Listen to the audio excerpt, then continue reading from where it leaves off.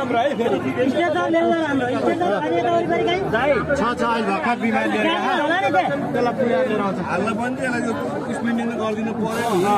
जग्गा अरे नि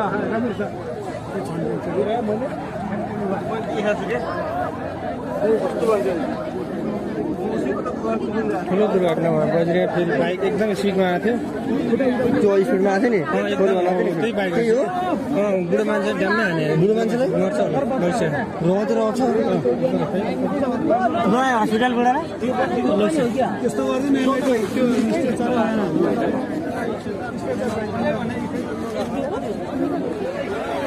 फेरि ठुलो दुर्घटना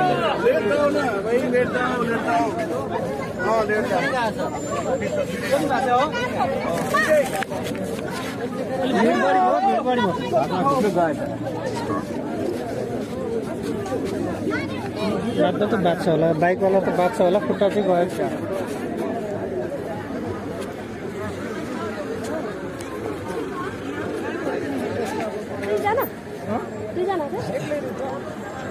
एक्लै रहेछ एक्लैलाई हान्छ बुढो मान्छेलाई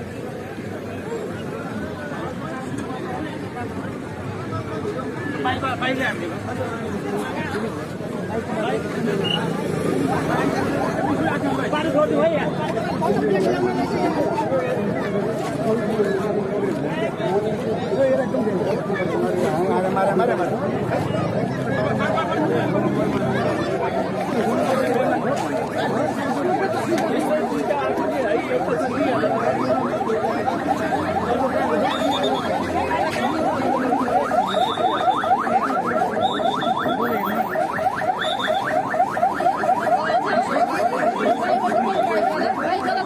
यहाँ खुट्टा भाँच्यो दुइटै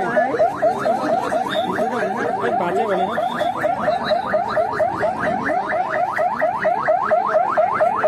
ठुलो दुर्घटना पऱ्यो बजरीमा एउटा बाइकले एकदमै स्पिड एकदमै हाई स्पिडमा आएको बाइकले एउटा बुढो मान्छेलाई हान्यो